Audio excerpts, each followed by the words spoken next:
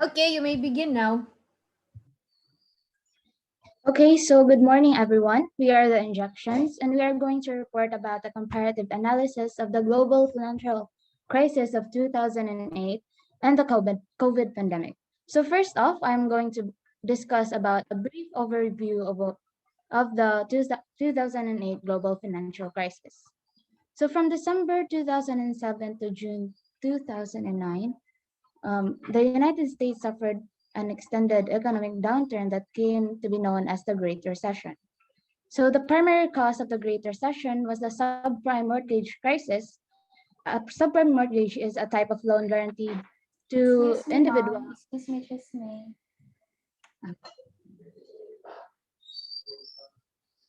Yes, Gemma. Sige, proceed lang. Sorry.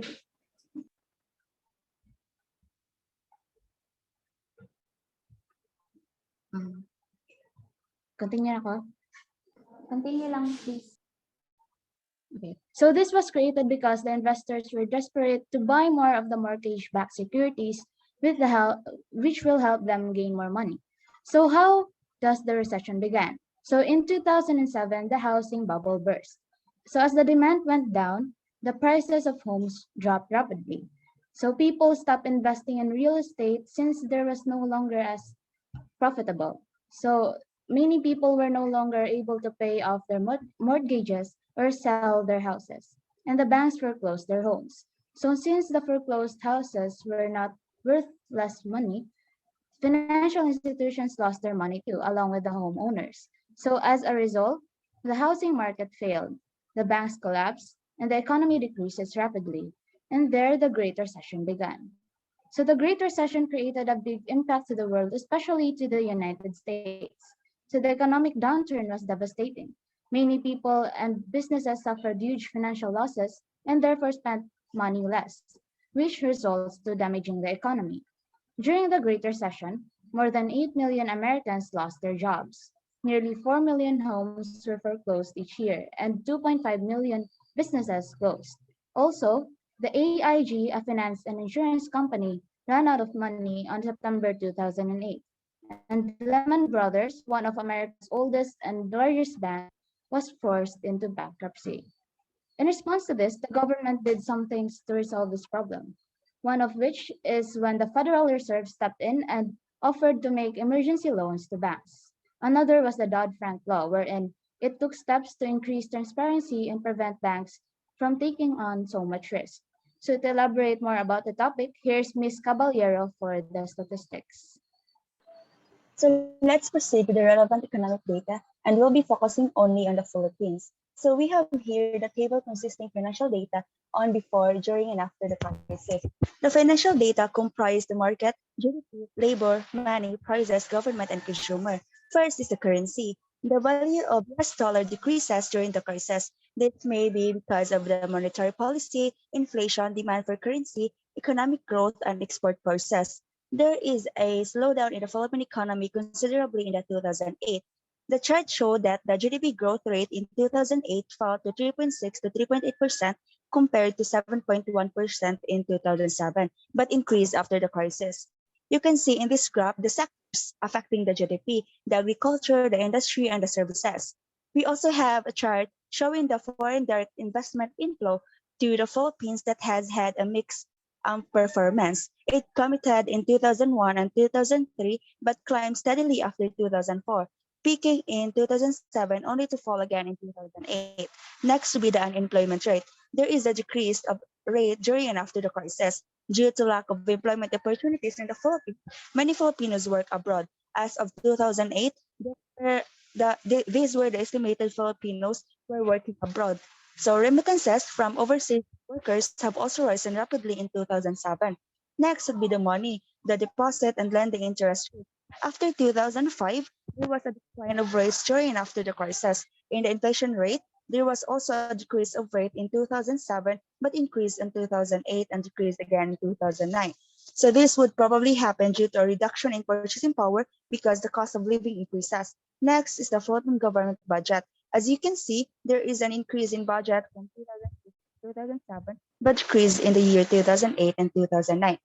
Philippines government spending to the GDP. So in 2007, there was 51.4% spending to GDP, but increased during 2008 and 2009, but falls after the crisis. We also have a graph in Philippine government revenues wherein it shows an upward slope, just like the consumer spending, which probably mean that there was an increase in revenue and consumer expenditures respectively. So that's it. Now, let's have a brief overview of the ongoing COVID pandemic. In the month of December 2019, a novel coronavirus outbreak was first documented in Wuhan province of Hubei in China. And this virus is a zoonotic virus, means that it is transmitted from animals to humans. And the COVID-19 infection is also spread from one person to others via droplets produced from the respiratory system of infected person, often during coughing or sneezing. And in the Philippines, the first case was identified on January 30, 2020, and involved a 38-year-old Chinese woman. And on February 1, 2020, a test result from a 44-year-old Chinese man turned out positive for the virus, making the Philippines the country of first country outside China to record a confirmed death from the disease. And in March 7, 2020, the Philippines confirmed its first local transmission. And in March 15, 2020, lockdowns or community quarantines have been imposed throughout the country to stop the virus from spreading. To control the coronavirus from spreading, public health officials have advised to avoid face-to-face contract contact, which the reason of changing our normal life, including changing our business operations, education, work, government functions, and many more. And there are many effects of the pandemic, and some of those are: first is shops and restaurants closed their businesses, the non-essential travel evaporated, and there is also decrease of orders from the manufacturers, companies, and also banks observe large mortgages forbearance amount imposed by law, and also the oil companies prices falls, and the most very common is the increase of unemployment. And as of now, the Philippines start COVID vaccinations donated by China, and it aims to immunize up to 7 million Filipino this year. So for the financial data for which our group focused on the Philippine setting, here we have a breakdown data of some indicators that COVID-19 has been affecting our country's economy. So let's evaluate how can all of this be true. So first, the market currency. As you can see, the US Philippine dollar decreased as of March 10, 2021 compared in December 2019. And forecast states that it will be traded at 49.44 in 2022. In the next graph, you'll understand why or how did it decline. Second, the GDP growth rate, which reflected in the graph, it's negative 8.30% in the quarter 4 of 2020, which is the steepest contraction, reversing from a 5.90% on 2019. But it is projected to trend around 9% in 2022. Third is the unemployment rate, which actually increased to 8.70% compared in 2018, primarily because of the government restrictions, which resulted to businesses close, especially during ECQ. Fourth is the interest rates, which actually fall to 2% from 3% in 2019. Remember, interest rates is affected by the rule of demand and supply. And in the two charts, there is also a decline in the deposit interest rate and lending rate. So next is the inflation rates, which is also have decreased to 4.70% as of 2021 from 5.21% in 2018 and expected to decline more in 2022. Next is the government budget, wherein there's a huge deficit in comparison. The debt to GDP ratio indicates a nice control of the government during the pandemic, and government revenues is also declining in the current but forecasted to recover in 2022. And lastly, the consumer spending, which actually increased in 2021 but forecasted to decrease in 2022 but increase again in 2023. Next reporter, please. So here we have three recommendations. First, we need accurate, up-to-the-minute assessments of market conditions to guide our decisions with regard to strengthening of haircutting and margining practices in securities markets. So this means that the relevant authorities, including market regulators, prudential regulators, and central banks, need to be in constant communication with one another and need to work together to develop effective, consistent policies because market conditions changes over time. Then second, efforts to implement new rules need to be supported by strong and enhanced supervision of individual banks. Strong supervision is needed to ensure that banks operate with capital levels, liquidity buffers, and risk management practices that are commensurate with the risk taken. Supervision must also address the consequences of emerging risk and economic developments. National authorities must supervise in a more intensive and more intrusive fashion, especially for the largest and most complex banks. Then lastly, adaptation of United States federal law, the Dodd-Frank Act. So this act can help us to have a stronger and more resilient financial market here in the Philippines because this act targeted the sectors of the financial system that were believed to have caused the 2008 financial crisis, including banks, mortgage lenders, and credit rating agencies. In simple terms, Dodd-Frank is a law that places major regulations in the financial industry. Dodd-Frank is also geared toward protecting consumers with rules like keeping borrowers from abusive lending and mortgage practices by banks. Title I was also established as a result of the Dodd-Frank Act. It greatly expanded the federal government's reach into financial markets by creating the Financial Stability Oversight Council. This council enshrines the too big to fail problem because it identifies firms whose failure regulators believe would cause a financial crisis. So to sum it all, in terms of global crisis of 2008, the Philippines is affected, but not that affected compared to COVID. The slowing down of Philippine economy was not primarily a result of the global financial crisis. Rather, the deceleration in the Philippine economy was largely brought about by a surge in inflation triggered by the sharp rise in food and fuel prices and to a lesser extent the US recession. So on the other hand, Philippines is greatly affected by the COVID pandemic due to government restrictions that has greatly affected the biggest sectors of the economy, mainly the public utilities, financial services, and industrial like tourism and agricultural sectors. In both global crises, trading is greatly affected the most. So that's it for our report.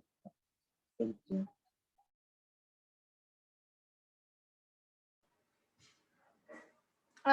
Can you go back to the the slide before this?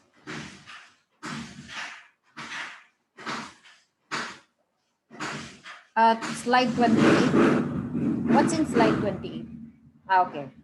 All right. So here, in slide 28, you have your recommendations. Oh, no. 26, sorry. Slide 26.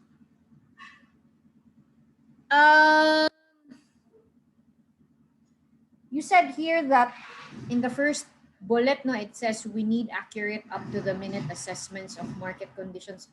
What do you specifically mean by this?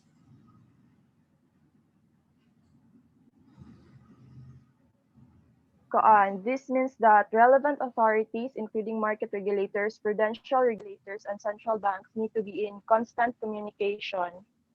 So, yeah. So when you say we need accurate, up-to-the-minute assessments of market conditions, what are you envisioning here?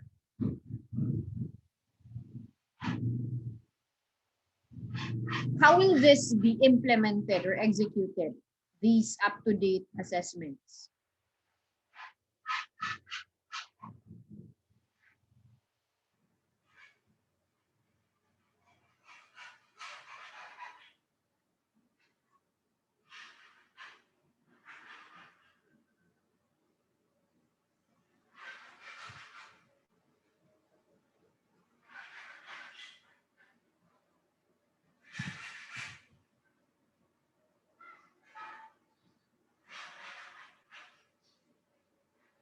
Good morning, ma'am. I think Nova is koan, ma'am, is na-out siya kadali, ma'am. So, I think we're pointing out in here, ma'am, is kanang, for example, ma'am, the Basel Committee wherein kanang which countries are into the koan gani, are into collaboration gani, ma'am, central banks, rich countries, rich can central banks of rich countries or into collaboration, ma'am. This kanang Basel Committee, ma'am, or kanang kuan, they are collaborating on kanang how to strengthen the kanang economy despite of the global crisis in kanang in relation to the experience and kanang in the future also, ma'am. This kanang Basel Committee, ma'am, um they they extend kana ganing economic forums of kanang kuan, ma'am, banks, ma'am, on how to strengthening the banking institution inana, ma'am ba. They promulgate laws, ma'am, inana policy. So what are you trying to say in bullet 1? Are you trying to say more laws, stricter laws, or like my question is how will you execute or implement kaning up to the minute assessments? How man? Is it through what you said, nga laws or policies, or are you going to Koan, have like, are you going to have a website nga there will be like real time data? How? I kind of like, don't get it. so, koan. So, like, relevant authorities, ma'am, like market regulators, prudential regulators, and central banks need to be in constant communication with one another. So, koan, like, they should have like constant forum in koan to gather informations about what was happening in the market conditions for them to make a decision or to like koan predict So some so meaning kanang they market have to failure that may happen. they have to regularly convene. That's what you're saying. Like koan. I what's that again, ma'am? Do they have to regularly convene? Is that what you mean? Na they have to meet good? Not maybe not physically, No, no, pero yes, like kanang murag they kanang it could also be like kanang they can get like kanang ano ni, kanang datas from different relevant authorities, like in making their decisions they can ask for some relevant data to different authorities in order to come up with effective and more consistent policies.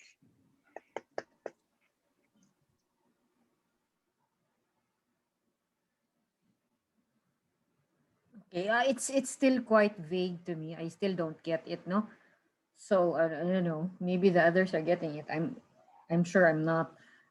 Um. So the purpose for the recommendation here was for us to kind of give a solution. But I don't know. I'm not getting the first bullet, huh? Um. And then the second bullet here is efforts to implement new rules. So how is the second bullet different from the first one?